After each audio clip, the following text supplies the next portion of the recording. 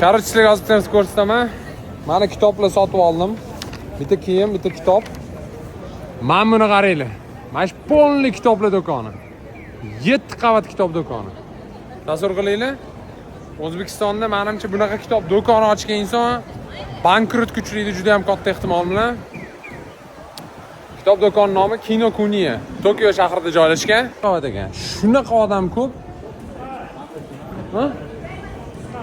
9 qavat полный do'konmikan? Mana полный boks mana shu. Полный odam juda ko'p. Yaponiya bilasizlar, eng ko'p kitob o'qiydigan mamlakatlarga kiradi. Servis shunaqa dahshat, kassalar. Hozir ko'rsataman. Eng qizig'ini aytaman, lift oldida bitta qiz turibdi. U qiz anaqalar bosib turar ekan. Liftlarni odamlar qiynalmasligi uchun bosib turar ekan. Mana. Mana do'kon, odamlar ko'p.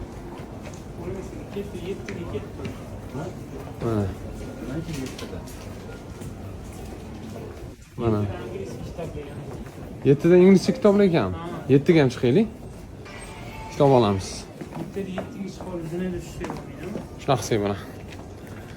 Короче, mana qaranglar, kitob do'konlari qachon bizda shunaqa to'la